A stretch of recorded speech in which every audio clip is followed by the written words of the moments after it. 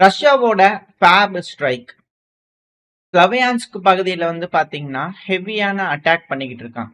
So கிராமடாஸ்க், ஸ்லவியான்ஸ்க் இதெல்லாம் ரொம்ப ரொம்ப முக்கியம். டொனஸ்க் பேட்டலோட இறுதிக்கட்ட போர் அப்படிங்கிறது போல சொல்லியிருக்கோம். இந்த இறுதிக்கட்ட போர் அப்படிங்கிறது இந்த பிரச்சனையை அடுத்த கட்ட எஸ்கலேஷனுக்கு ஒரு தொடக்க புள்ளியா இருக்குமா அப்படிங்கிற கேள்விகளும் வந்துட்டு இருக்கு. ஏன்னா அதுக்கு ஏற்றபடி தான் ஆயத்தமாயிட்டு இருக்காங்க மேற்கு நாடுகள். நம்ம போன பதிவுலயே பார்த்துருப்போம். ஸோ பிரான்ஸ் உட்பட 8 நாடுகள் வந்து பார்த்தீங்கன்னா ஒரு டிஃபென்ஸ் அலையன்ஸ் உருவாக்குறாங்க, மிசைல் டிஃபென்ஸ் அப்படிங்கிறத பார்க்குறோம். ஸோ அது அஃபென்ஸ்க்கு மாறுறதுக்கு வாய்ப்புகள் ரொம்ப ரொம்ப அதிகம். டிஃபென்ஸ் பண்ணுறாங்க அப்படின்னாலே நாட்டோ ஏர் ஸ்பேஸை க்ளோஸ் பண்ணுறாங்க அப்படிங்கிறது இப்போ எல்லாம் பேச்சுக்கள் அடிப்பட்டது இல்லையா? ஸோ உக்ரைனோட ஏர் ஸ்பேஸை க்ளோஸ் பண்ணாங்கன்னா அப்புறம் அவங்க அங்கேருந்து மிசைல்களை ஏவுறாங்க அப்படிங்கும்போது இப்போ ரஷ்யா அந்த டெரிட்டரியில் இருக்கக்கூடிய டிஃபென்ஸ் சிஸ்டம் அடிப்பாங்களாட்ட கேள்விகள். ஏன் அந்த பகுதிகளில் வந்து ட்ரோன்களை அந்த மிசைல்களை டிஃபென்ஸ் சிஸ்டம் உருவாக்குறாங்கன்னா அந்த இடத்துல அதாவது போலாண்டுக்குள்ள, ஹங்கேரிக்குள்ள, ஸ்லோவாக்கியாக்குள்ள, ஸ்லோவாக்கியா ஒத்துக்க மாட்டாங்க. பட் இருந்தாலும் இந்த மாதிரியான நாடுகளுக்குள்ளெல்லாம் வந்து பார்த்தீங்கன்னா ஏர் டிஃபென்ஸ் சிஸ்டம் வச்சு அங்கிருந்து மிசைல்களை ஏவுறதுனால உக்ரைனோட மேற்கு பகுதியை ப்ரொடெக்ட் பண்ண முடியும். உக்ரைனோட மேற்கு பகுதியில் அதிகப்படியான ஆயுதங்களை உற்பத்தி பண்ணா ரஷ்யாக்குள்ள தாக்க முடியும். ஸோ இது ஒரு திட்டமா இருக்கு. ஒரு வேலை அப்படி ஏர் டிஃபென்ஸ் மிசைலை வந்து பார்த்தீங்கன்னா அங்கிருந்து ஏவுறாங்கன்னா ரஷ்யா ட்ரோன்களை அந்த நாட்டுக்குள்ள போய் அடிப்பாங்களா அப்படின்ற கேள்விகள் வருது. ஸோ இதுதான் எஸ்கலேஷன். ஸோ அதை நெருங்கிட்டு இருக்கா, அது போல ஒரு சினாரியோ வந்துருமா அப்படின்ற கேள்விகள் வருது. எந்த டைம்ல அது இனிஷியேட் ஆகும்னா டொனஸ்க் பேட்டலோட முடிவு ரஷ்யாவோட வெற்றி அப்படிங்கிறது இதுல உறுதி செய்யப்பட்டது. இது கண்டிப்பா ரஷ்யன்ஸ் எடுப்பாங்க ஒரு நாள். அந்த டைம்ல நாட்டோ நாடுகள் ஒரு ஒரு ஸ்டெப் பை ஸ்டெப்பா வந்து பண்ண எஸ்கலேஷன் அடுத்த கட்டத்துக்கு போகும். ஸோ இந்த போர் அப்படிங்கிறது தொடர்ச்சியா நடக்கதான் போது இப்போதைக்கு முடியறதுக்கான எந்த ஒரு எண்ணமே இல்லை அப்படிங்கிறது போல பல அனலிஸ்டோட கருத்துக்களா இருக்கு. அது போல எதுவும் இல்லாம இருந்துச்சுன்னா பரவாயில்ல. பட் இருந்தாலும் இந்த டொனஸ்க் பேட்டலோட முடிவு அப்படிங்கிறது நெருங்க நெருங்க எஸ்கலேஷன் வந்துருமா அப்படிங்கிற அச்சங்கள் தான் அதிகரிச்சுக்கிட்டு இருக்கு. இப்போ ஸ்லவியான்ஸ்க்ல வந்து பண்ண ஏர் ஸ்ட்ரைக் நம்ம பார்த்துக்கிட்டு இருக்கோம். ரஷ்யா ஒரு இடத்துல முன்னேறாங்க அப்படின்னா அந்த பகுதியில முதல்ல ஏர் ஸ்ட்ரைக் நடக்கும், ட்ரோன்கள் போகும், அதுக்கப்புறம் மோட்டார் ஆர்ட்லரி தாக்குதல் ரேஞ்ச் வரும், அதுக்கப்புறமா ஸ்னைப்பர் கண்ட்ரோல் போவாங்க, அதுக்கப்புறம் வந்து பண்ணா சபட்டாஜ் டீமு, அப்புறம் ரெண்டு கம்பெனி சின்ன சின்ன ஒரு குழுவா பிரிஞ்சு போய் தாக்குதல் பண்ணுவாங்க. அப்புறம் சிட்டிக்குள்ள போவாங்க. அப்புறம் அந்த சிட்டியை முழுசும் பேட்டில் இன்ச் பை இன்ச்சா சண்டை பிடிச்சி கேப்சர் பண்ணுவாங்க. இப்படித்தான் வந்து பாத்தீங்கன்னா இந்த போருங்க வந்து நடந்துகிட்டு இருக்கு. பேட்டில் ஆஃப் பக்முட், ஆத்விகா பல பகுதிகள் வந்து பாத்தீங்கன்னா இப்படிதான் நடந்திருக்கு. நம்ம அந்த பேட்டில்ஸ் எல்லாம் தெளிவா பார்த்துருக்கோம். இப்ப இதுல ஸ்டேஜ் 1 ஸ்லவியான்ஸ்க்ல ஏர் ஸ்ட்ரைக் ஹெவியா நடந்துகிட்டு இருக்கு. அதுக்கான வீடியோ பதிவுகள் லோட் ஆயிருக்கும். பயங்கரமான சேதங்கள் ஸ்லவியான்ஸ்க்ல நடக்க ஆரம்பிச்சிருக்கு. ஏஎஃப்யூவோட targets armed force of Ukraine ஏஎஃப்யூன்னு சொல்லுவாங்க. ஸோ இவங்க வந்து பார்த்தீங்கன்னா ஸ்லவியான்ஸ்கோட இண்டஸ்ட்ரியல் ஜோன், இந்த இண்டஸ்ட்ரியல் ஜோன்ல தான் அவங்க இருக்காங்களா அப்படிங்கிற கேள்விகள் தான் மரியோபோல்ல இண்டஸ்ட்ரியல் ஜோன்ல சுத்தி வளைக்கப்பட்டது. அது ஒரு மிக பெரும் சிஹெச்.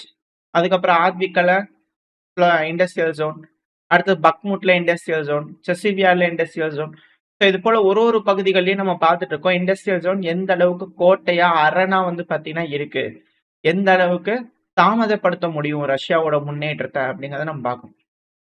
அந்த பகுதிகள் இருக்கக்கூடிய மிக முக்கியமான பகுதிகள், டிப்ளாய்மெண்ட்ஸ், உயர்மாடி கட்டடங்கள் இது எல்லாத்தையும் குறி வச்சு ரஷ்ய தரப்பு வந்து ஏர் ஸ்ட்ரைக் பண்ணிட்டு இருக்காங்க. அதுக்கான இழப்புகள் அதிகமாயிட்டு. அடுத்தது கிரமடாஸ்க். ரஷ்யா அங்க இருக்கக்கூடிய கிரமடாஸ்கோட பிரிட்ஜஸ் எல்லாத்தையுமே வந்து பாத்தீங்கன்னா ஏர் ஸ்ட்ரைக் பண்ணி அழிச்சாங்க. அந்த பகுதியில வந்து பாத்தீங்கன்னா இப்ப பிளண்டூன் பிரிட்ஜ் போடணும். டெம்பரவரியா அமைக்கக்கூடிய அந்த மிதக்கக்கூடிய பிரிட்ஜ் வந்து பாத்தீங்கன்னா போடணும். போட்டாதான் ராணுவ வீரர்கள் போக்குவரத்து வந்து பண்ண போறது வர்றது, ஆயுதங்கள் கொண்டு போறது, ஆயுத உதவிகள் செய்யறது, மருத்துவ உதவிகள் செய்யறது, காயமடைஞ்ச நபர்களை மீட்டு வருது அப்படிங்கிறதுலாம் உதவி பண்ணணும்னா அந்த ரிவரை கடக்கணும்னா இது போல கண்டோன் பிரிட்ஜஸ் அமைக்கணும். அது போல அமைச்சிருந்திருக்காங்க உக்ரைன். அதை தெரிஞ்சுக்கிட்டு அந்த பகுதியில வந்து பாத்தீங்கன்னா அடிச்சிட்டு இருக்காங்க. ஸோ கிரமடாஸ்க்ல வந்து பாத்தீங்கன்னா ஐசோலேட் பண்றதுக்கான வேலைகளை ரஷ்ய தரப்பு இருக்காங்க. ஸோ கிரமடாஸ்க்கு பேட்டில், ஸ்லவியான்ஸ்க் பேட்டில் சுத்தி வளைக்கிறதுக்கான பல முனைகள்ல தாக்குதல் பண்றதுக்கு ரஷ்ய தரப்புல இருந்து ரெடி ஆகிட்டு இருக்காங்க. எல்லா பகுதிகளையும் அட்டாக் பண்ணிட்டு இருக்காங்க ரஷ்யா. ஸோ உக்ரைனும் வந்து பாத்தீங்கன்னா இன்னொரு சைட் ரெடி ஆகிட்டு இருக்காங்க. குறைஞ்சது 10 பாம்பர் ட்ரோன்களையாவது வந்து பாத்தீங்கன்னா உருவாக்கி இருக்கலாம். இதை ஹொர்னியாச் ஸ்குவாட்ரன் அப்படிங்கிறத சொல்றாங்க. பேர் எனக்கு உக்ரைனோட பேர் கரெக்டா வரல. உக்ரைன் ஒரு மாதிரி ப்ரொனவுன்ஸ் பண்ணுவாங்க, ரஷ்யா ஒரு மாதிரி ப்ரொனவுன்ஸ் பண்ணுவாங்க. பேர்கள்லயே வந்து பாத்தீங்கன்னா வேரியேஷன்ஸ் இருக்கு. இதுல உக்ரைன் வந்து பாத்தீங்கன்னா இந்த ட்ரோன்கள் பாம்பர் ட்ரோன்களை வந்து பண்ண உருவாக்கி இருக்கிறாங்க. இது பார்க்க இந்த பழைய காலத்து விமானம் வேர்ல்டு வார் 1 வேர்ல்டு வார் 2 ரக விமானம், இந்த பறக்கக்கூடிய விமானம், இந்த கிராப் டஸ்டர் இது போல விமானங்கள்லாம் இருக்கும் இல்லையா, அதாவது பயிருக்காக விவசாயத்துக்காக பயன்படுத்தக்கூடிய உரங்கள் தூவுறதுக்காக பயன்படுத்தக்கூடிய விமானங்கள்லாம் இருக்கு. ஸோ அது போல வந்து பாத்தீங்கன்னா இது ஸ்கை ரேஞ்சர் அப்படிங்கிற சொல்லுவாங்க.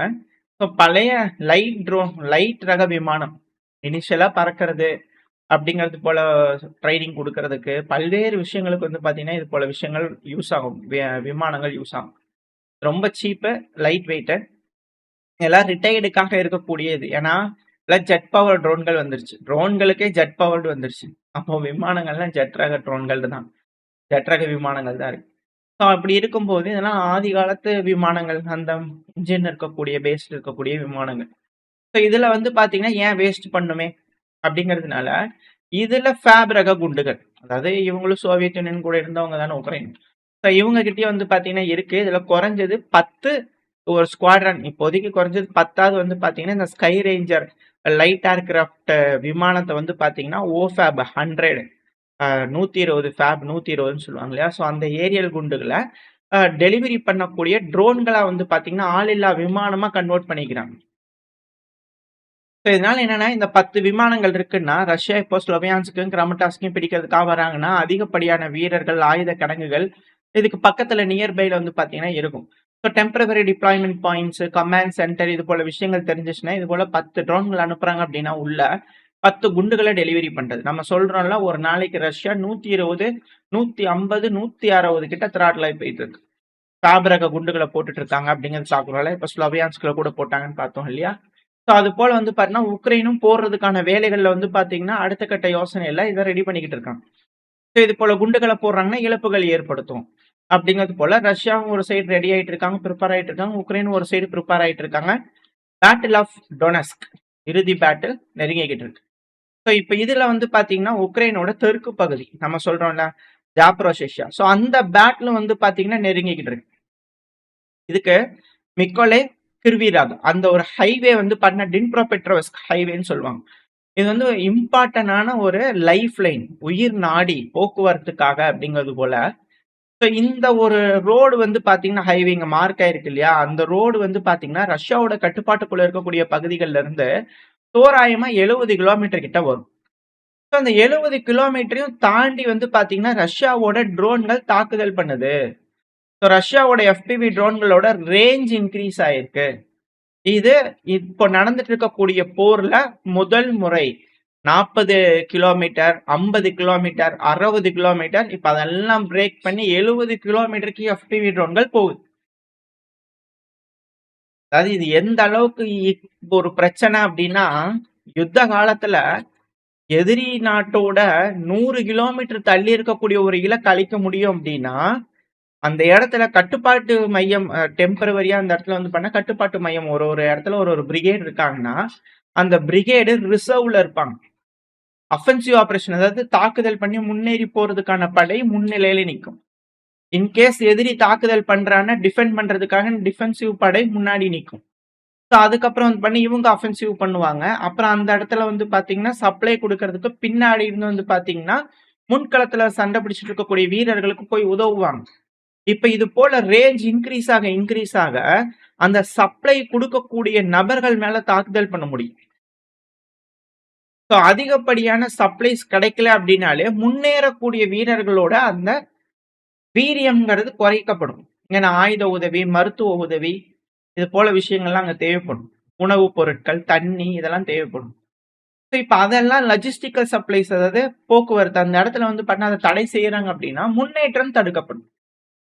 எஃபிவி ட்ரோன்களோட ரேஞ்ச் வந்து பாத்தீங்கன்னா அதிகரிக்க இழப்புகள் அதிகரிச்சுக்கிட்டு இருக்கும். ஸோ ரஷ்யா துல்லியமா வந்து பாத்தீங்கன்னா எந்த இடத்துல எதை செய்யணுமோ அதை செஞ்சுக்கிட்டு இருக்காங்க. அப்கிரேடேஷன் பல வகையில செஞ்சுக்கிட்டு இருக்காங்க. இப்போ அந்த லஜிஸ்டிக்கல் லைன், அந்த உயிர் நாடி, இப்போ உங்களுக்கு புரிஞ்சிருக்கும் எந்த அளவுக்கு அந்த சப்ளை லைன் தேவை அப்படிங்கிறது போல.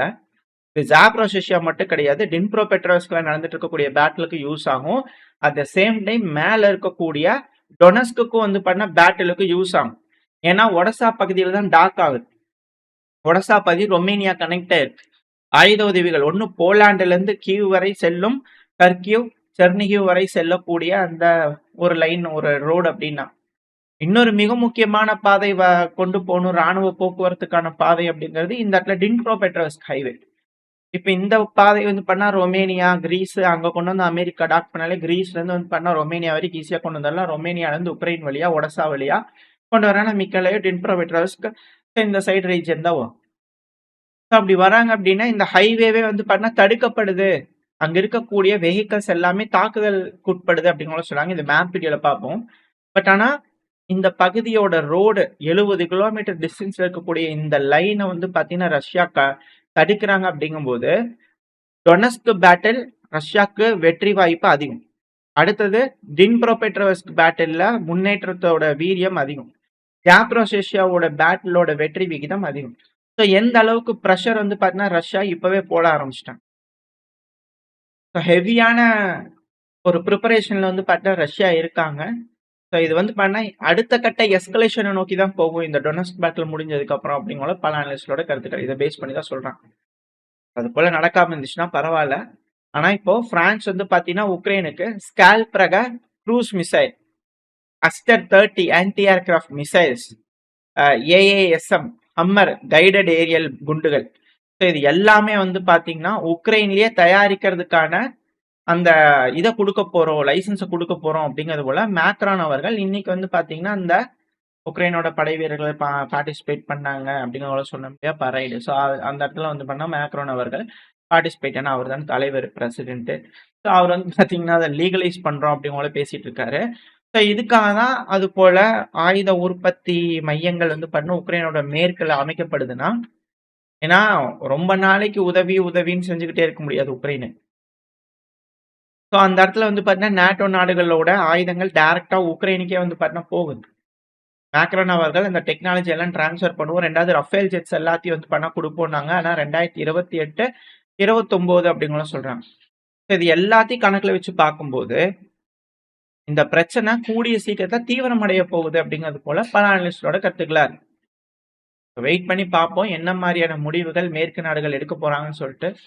இந்த பதிவுல நம்ம ஓரளவுக்கான தகவல் பார்த்துருப்போம். ரஷ்யா எப்படி முன்னேறாங்க, என்ன மாதிரியான ஆயுதங்கள், ட்ரோன்களோட வளர்ச்சி, உக்ரைன் எப்படி அதை கவுண்டர் பண்ணதுக்கு ரெடி ஆயிட்டு இருக்காங்க அப்படிங்கறது பாக்குறோம். இதுக்கப்புறம் என்ன நடக்க போகுது, ஏது நடக்க போகுதுங்கிறது வரக்கூடிய செய்திகள் வச்சு அடுத்தது பதிவுல பார்க்க ஆரம்பிக்கலாம். இந்த பதிவு உங்களுக்கு பயனுள்ளதா இருந்துச்சுன்னா லைக் பண்ணிட்டு உங்க ஃப்ரெண்ட்ஸ் ஷேர் பண்ணிக்கோங்க. அது கூட மறக்காம நம்ம சேனலை சப்ஸ்கிரைப் பண்ணலாம், மறக்காம சப்ஸ்கிரைப் பண்ணிட்டு உங்களோட கருத்துக்களை கமெண்ட் செக்ஷன் சொல்லுங்க. இந்த பதிவு நல்லா இருக்கும்னு நம்பிக்கையில் அடுத்த பேர் உங்க சந்திக்கிறேன். Very stay safe, by.